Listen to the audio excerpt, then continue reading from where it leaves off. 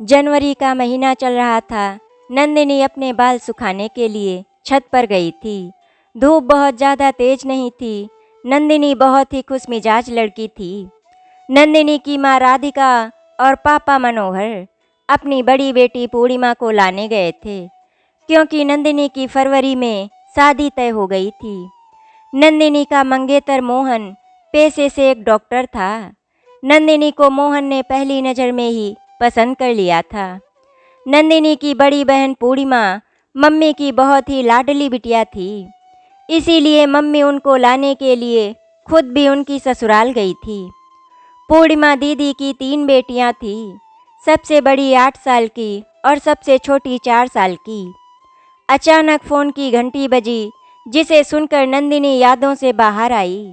उसने दौड़कर फ़ोन उठाया। दूसरी तरफ से पापा के रोने की आवाज़ आ रही थी। पापा के रोने की आवाज़ सुनकर नंदिनी बहुत डर गई थी। क्या हुआ पापा, आप रो क्यों रहे हो? बेटा नंदिनी, तेरी दीदी अब इस दुनिया में नहीं रही। वो हम सबको छोड़कर चली गईं। ये सुनते ही नंदिनी धड़ाम से जमीन पर बैठ गई। चारों ओर सन्नाटा छा गया। खुशियों में डूबा हुआ घर मातम में बदल गया। दीदी को अंतिम विदाई देकर मम्मी पापा तीनों बच्चों को साथ ले आए। छोटी दिन रात नंदिनी के सीने से लगी रहती थी और माँ को तलाशती रहती। बड़ी बेटी नियति और प्रिया बहुत गुमसुम रहती थी। मोहन भी अक्सर फ़ोन करके घर के और बच्चों के हाल चाल पूछ लेता था। नंदिनी की शादी 1 साल के लिए बढ़ा दी गई थी, लेकिन दोनों की बातें फ़ोन पर होती रहती थी। अचानक से एक दिन दीदी की सासू माँ अनुपमा जी आ गईं। बहुत देर तक बच्चों को प्यार करती रही। फिर थोड़ी देर बाद मम्मी पापा से कहा, मुझसे तो अपने बेटे और बच्चों का यूं उदास चेहरा देखा नहीं जाता, इसीलिए मैं कार्तिक की दूसरी शादी के बारे में सोच रही हूँ। कार्तिक को पत्नी और बच्चों को माँ मिल जाएगी। मम्मी चुपचाप उनको देखे जा रही थी। अभी दीदी को मरे पूरे 3 महीने भी नहीं हुए और ये अपने बेटे की दूसरी शादी कराना चाहती हैं। नंदिनी ने जैसे ही ये सारी बातें सुनी, उससे चुप नहीं रहा गया और वो बोल पड़ी, आंटी आप बच्चों की सौतेली माँ लाने की बात कर रही हैं। देख नंदिनी, तू इन सब बातों में मत पड़, हम बड़ों को ही बात करने दे। बच्चों को तो माँ की ज़रूरत है, फिर वो चाहे सगी हो या सौतेली। नंदिनी गुस्से में उठकर वहाँ से चली गई। छोटी को अपने सीने से चिपकाए नंदिनी छत पर चली गई और आसमान से घर लौटते पक्षियों को देखने लगी। अनुपमा जी तीनों बच्चों को ज़बरदस्ती लेकर चली गईं। मम्मी का रो रो कर बहुत बुरा हाल हो गया था। अनुपमा जी ने कार्तिक की शादी कराने का पूरा मन बना लिया था। 2 दिन बाद बच्चों का फ़ोन आया, मौसी, बड़ी माँ हमें खाना नहीं देती, वो बहुत काम करवाती हैं और बड़ी माँ अपनी बेटी के भी काम सारे मुझसे ही करवाती हैं। नियति ने रोते रोते सब बताया। तभी पीछे से फ़ोन में छोटी के रोने की आवाज़ के साथ फ़ोन कट गया। नंदिनी बच्चों के रोने की आवाज़ सुनकर बहुत ही बेचैन होने लगी थी। उसने तुरंत ही कार्तिक को फ़ोन किया। जीजाजी से वो अब बात करना भी पसंद नहीं करती थी। उनको नंदिनी से बहुत खरी खोटी सुनाई। कार्तिक को सुनाते सुनाते नंदिनी हाँफने लगी। अगली सुबह सुबह नंदिनी तैयार हो गई। तभी मम्मी ने पूछा, बेटा कहीं जा रही हो क्या? हाँ मम्मी, बच्चों को लेने जा रही हूँ। नंदिनी ने माँ की तरफ देखे बिना ही बोल दिया, नंदिनी अकेली मत जा, छोटे को साथ में लेकर जा। तभी अचानक गेट खुलने की आवाज़ आई। दीदी की सास ने नंदिनी को दहाड़ते हुए बोला, नंदिनी, तुमने मेरे बेटे से ऐसा क्या कहा कि वो शादी करने के लिए इनकार कर रहा है?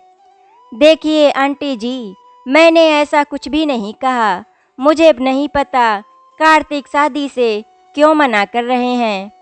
और हाँ, आप दीदी के बच्चों के लिए सौतेली माँ क्यों लाना चाहती हैं? अनुपमा जी ने चिढ़कर कहा, तुम तो बहुत सयानी हो गई हो ना, जो हमें सलाह दे रही हो। तुम्हें इतनी ही तकलीफ हो रही तो तुम ही शादी क्यों नहीं कर लेती? बन जाओ इनकी माँ, सगी माँ। नंदिनी और उसकी मम्मी उन्हें देखते ही रह गई। ये सारी बातें बोलकर वो घर चली गई थी। नंदिनी आंगन में बैठी बैठी सोच रही थी कि दीदी की सासू माँ ये क्या बोल गईं। उनको पता है कि मेरी मोहन से सगाई हो गई है, फिर ये सब कैसे बोल गईं? कुछ दिन ऐसे ही बीत गए। एक दिन नंदिनी पापा को चाय देने गई, तभी उसने मम्मी को कहते हुए सुना कि अनुपमा जी सही तो कह रही थी, क्या मौसी माँ नहीं बन सकती? पापा बहुत गुस्सा हो गए थे। उन्होंने मम्मी से कहा, नहीं, बिल्कुल नहीं, एक बेटी पर दूसरी बेटी मैं कुर्बान नहीं कर सकता। नंदिनी खुशी से पापा को चाय देकर चली आई। आज सुबह से नंदिनी खुश थी, क्योंकि आज पापा मोहन के घर जाने वाले थे, जिससे जल्द से जल्द शादी की तारीख निकाली जाए। मम्मी भी तैयार हो रही थी जाने के लिए कि गेट खुलने की आवाज़ आई। तभी पापा बोले, दामाद जी, आप यहाँ कैसे? नंदिनी ने देखा जीजा जी तीनों बच्चों के साथ खड़े थे। छोटी नंदिनी के पास जाने के लिए रोने लगी। नियति और प्रिया पहले से ही नंदिनी से चिपक गई थी। प्रिया ने छोटी को अपने पापा की गोद से लिया। छोटी के सीने से लगते ही नंदिनी को मातृत्व का एहसास हुआ। अब उसने नियति और प्रिया को भी कस के गले से लगा लिया था। मातृत्व के इस एहसास ने नंदिनी को आज पूरी तरह से बदल दिया। वो बच्चों को लेकर दीदी के ख्यालों में खो गई। दीदी, नंदिनी की दीदी कम, छोटी माँ ज़्यादा थी। सभी भाई बहनों की पूर्णिमा दीदी माँ बन जाती थी। हम सबको दीदी के भरोसे छोड़कर मम्मी मायके और ससुराल दोनों जगह घूमती थी। दीदी बहुत ही सुंदर और गुणवान थी। हम सभी भाई बहनों में जान बसती थी उनकी, और वो पहली नज़र में ही जीजा जी की जान बन गई थी। नंदिनी को याद आया कि जब दीदी विदा हुई तो मम्मी पापा ने 2 दिन तक कुछ नहीं खाया था। मायके जैसा प्यार उन्हें ससुराल में मिला था। आज उसी दीदी के बच्चे अनाथ के समान ददिहाल और नलिहाल के बीच झूल रहे थे। नंदिनी ने देखा तीनों बच्चे सो गए थे। नियति के गालों पर आंसू की बूंद अभी भी चमक रही थी। नंदिनी कमरे से बाहर आई तो देखा मम्मी पापा और जीजा जी चुपचाप बैठे थे। नंदिनी भी चुपचाप वहीं जाकर बैठ गई। किसी के पास कहने के लिए कुछ भी नहीं था। रात को भोजन पर भी सन्नाटा छाया हुआ था। नंदिनी के दोनों भाई भी चुप थे। नंदिनी बच्चों के साथ जब सोने गई तो 6 साल की प्रिया बोल पड़ी, मौसी, अब हम वहाँ नहीं जाएंगे, हम आपके साथ ही रहेंगे। मौसी, बड़ी माँ बहुत मारती है और हमें सही से खाना भी नहीं देती और घर का सारा काम भी करवाती हैं हमसे। नंदिनी ने प्रिया से पूछा, छोटी को कौन संभालता है? मासी, सब नियति दीदी ही करती हैं। नियति पूर्णिमा दीदी की तरह बड़ी बड़ी आंखें झुकाए बैठी थी। एक 8 साल की माँ को देखकर नंदिनी की आंखें भर आई। नियति के नन्हे नन्हे हाथों को नंदिनी ने जब अपने हाथों में लिया तो नियति के सब्र का बांध टूट गया। वो फूट फूट कर रोने लगी। मम्मी भी आवाज़ सुनकर दौड़ी चली आईं। पापा और जीजा जी भी आ गए थे। तभी नियति ने ऐसी बात कह डाली, उसको सुनते ही जैसे नंदिनी पर बिजली गिर पड़ी हो। नियति नंदिनी से लिपट कर बोली, मौसी, आप मेरी माँ बन जाओ। अब हम लोग आपके बिना वहाँ नहीं जाएंगे। पापा नानू प्लीज, आप मेरी मौसी को मेरी माँ बना दो। नंदिनी को ऐसा लगा जैसे वो आसमान से गिरी है। तभी कार्तिक ने बात संभाली और बोले, बेटा मौसी भी माँ ही होती है, आप इन्हें ही माँ समझो, कोई बात नहीं। अब जल्दी से सो जाओ तुम लोग। सभी लोग सो गए थे, लेकिन नंदिनी की आंखों से नींद गायब हो चुकी थी। मोहन के साथ बिताए एक एक पल उसकी आंखों के सामने घूम रहे थे।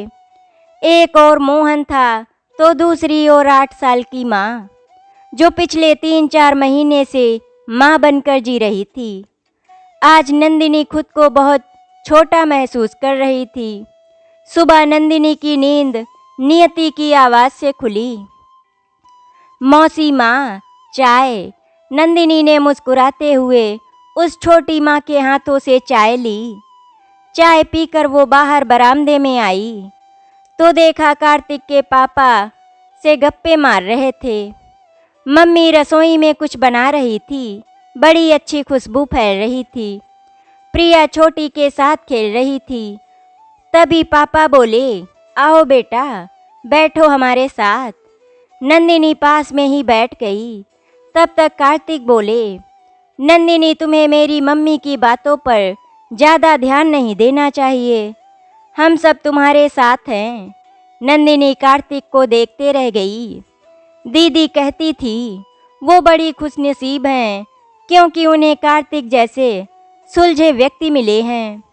नंदिनी नहाने चली गई। शाम को मोहन का फ़ोन आया पर नंदिनी ने उठा नहीं पाया।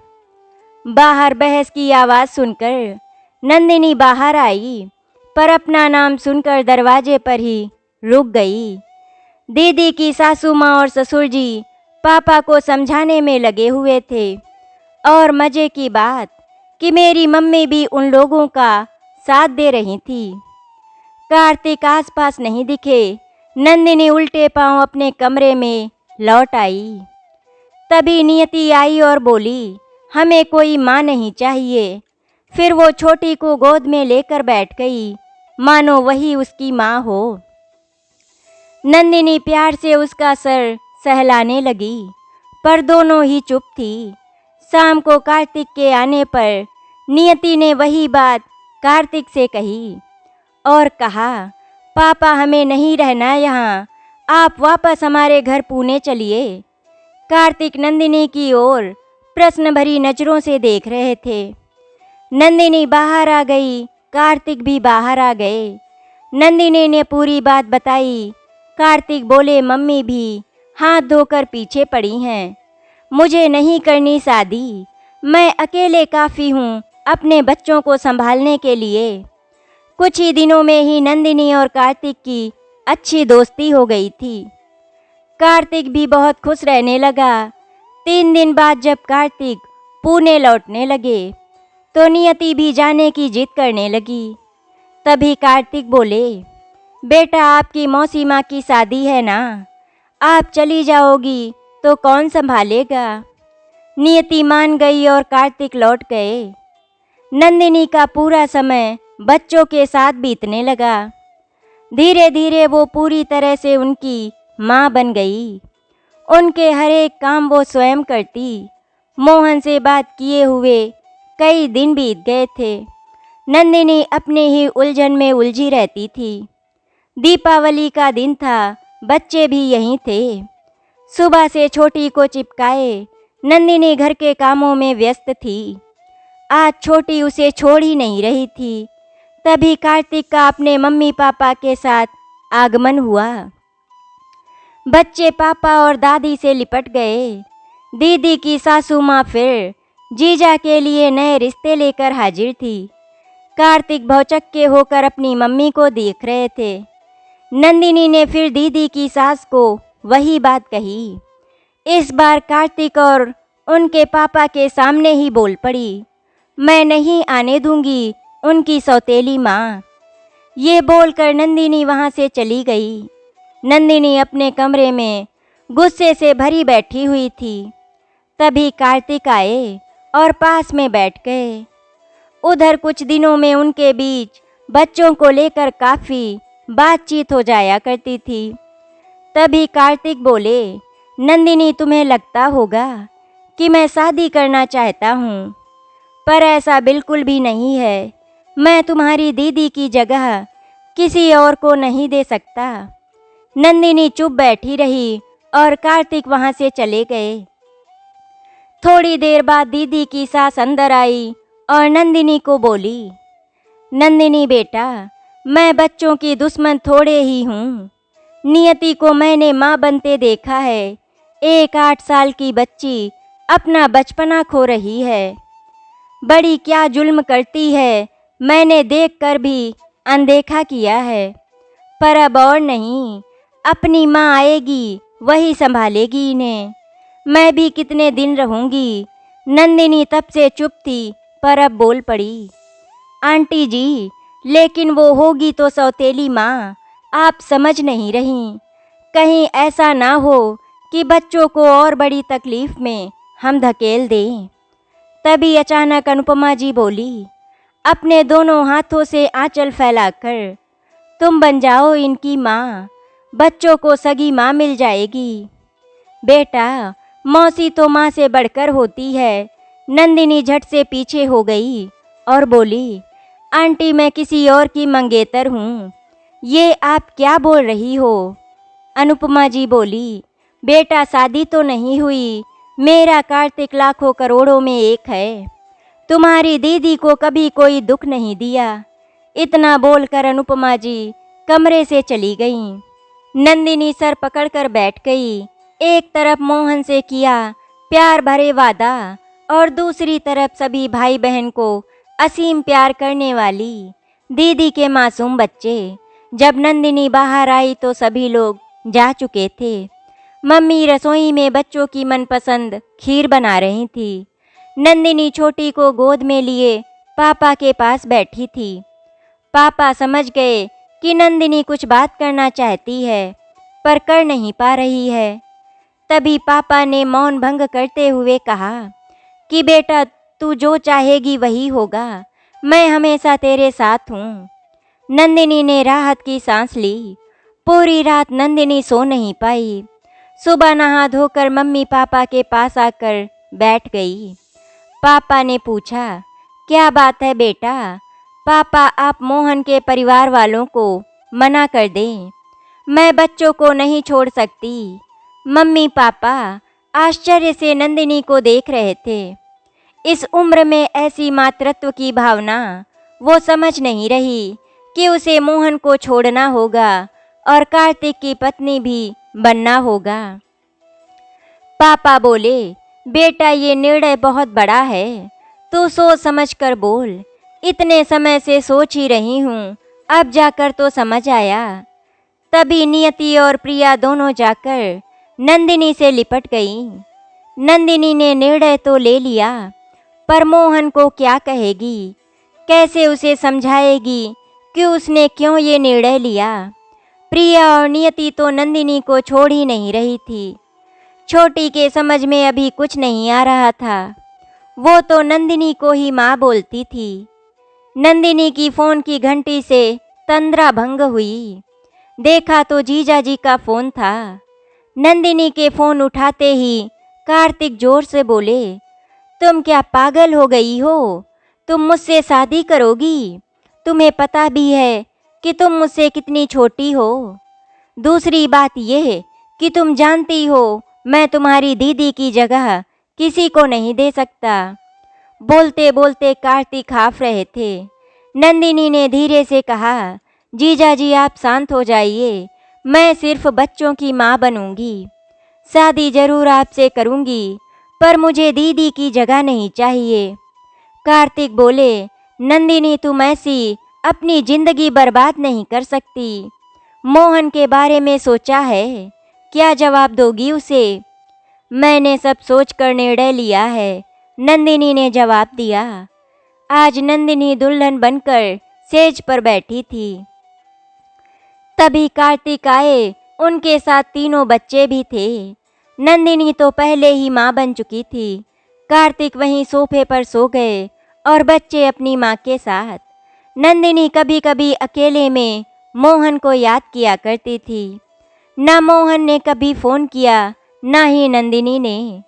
प्रिया, नियति और छोटी को लेकर नंदिनी पुणे चली आई। कार्तिक पुरानी कॉलोनी छोड़कर नई सोसाइटी में आ गए थे। वो नहीं चाहते थे कि नंदिनी और बच्चे लोगों के सवालों का जवाब दे। नंदिनी भी पूरी लगन से बच्चों को पाल रही थी। अब छोटी भी 8 बरस की हो गई थी। एक दिन वो दौड़कर नंदिनी के पास आई और पूछा, माँ, क्या आप मेरी सौतेली माँ हो? नंदिनी ने प्यार से पूछा। अब ये तुम्हें किसने कहा? नीचे शर्मा आंटी को एक आंटी बोल रही थी। नंदिनी ने अनुपमा जी की बात को दोहराते हुए बोला, माँ तो बस माँ होती है, सगी हो या सौतेली। छोटी दौड़ते हुए खेलने चली गई। शाम को कार्तिक आए तो नंदिनी को बहुत उदास देखा। नंदिनी को उन्होंने मोहन से अलग होने के बाद भी कभी इतना उदास नहीं देखा था। कार्तिक ने उदासी का कारण पूछा। नंदिनी ने हंसकर टाल दिया।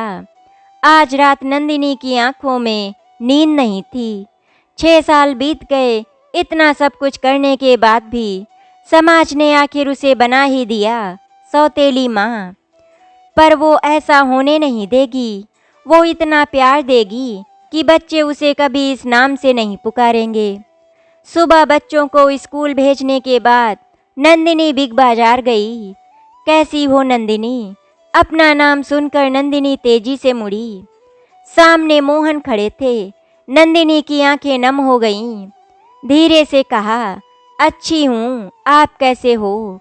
मैं भी अच्छा हूँ, मोहन ने कहा। तभी एक औरत आई। मोहन ने कहा, मीट माई वाइफ रिया। और रिया, यही है नंदिनी। रिया ने नंदिनी से कहा, मोहन आपकी बहुत तारीफ करते हैं। हमेशा कहते हैं कि आप एक अद्भुत महिला हैं। इन्होंने आपको बहुत चाहा था, इसीलिए इन्होंने आपका निर्णय का सम्मान किया था। मैं इन्हें पाकर धन्य हूँ। इन्होंने मुझे सब बता दिया था और मैं उनके हर निर्णय का सम्मान करती हूँ। आपसे मिलने की तमन्ना थी, वो भी पूरी हो गई। एक बेटा है उसका, नाम भी हमने अन्नू रखा है। मैं अभी आता हूँ उसे लेकर, वो उधर खेल रहा है। ये कहकर रिया लेने चली गई। तुम खुश तो हो ना? मोहन ने पूछा। नंदिनी ने हाँ में सिर हिलाया। उसका गला दुख रहा था। आंसुओं को रोक रखा था उसने। बच्चों के आने का बहाना कर वहाँ से चली गई। नंदिनी घर आकर बहुत रोई। मोहन तो अपनी जिंदगी में काफ़ी आगे बढ़ गए। ऐसा सोचकर नंदिनी फिर से रो पड़ी। शाम को कार्तिक आए तो नंदिनी ने उन्हें पूरी बात बता दी। कार्तिक प्यार से उसका हाथ अपने हाथ में लेकर बोले कि ये निर्णय तो तुम्हारा था। मोहन ने तुम्हारे निर्णय में तुम्हारा साथ दिया। कार्तिक की बातों ने प्रिया को पल भर में सुकून दे दिया। वो पुनः अपने दिनचर्या में व्यस्त हो गई। वो हमेशा मोहन की तुलना में कार्तिक को ऊपर पाती। दीदी कितनी खुशनसीब थी जो उन्हें कार्तिक जैसे सुलझे व्यक्ति मिले। दिन महीने साल गुजर रहे थे।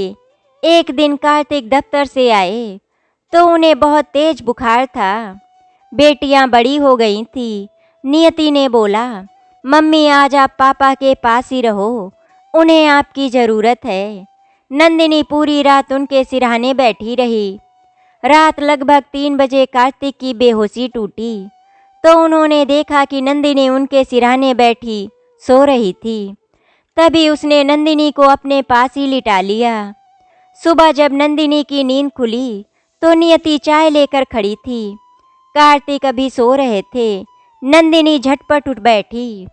नियति भी माँ के पास बैठकर माँ के साथ चाय पीने लगी। दोनों माँ बेटी चुप थी।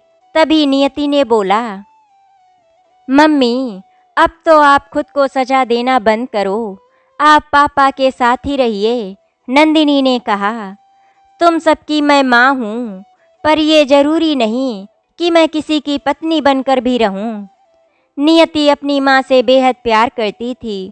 वो उसके गले लग गई और बोली, कौन कहता है कि सौतेली माँ सौतेली होती है?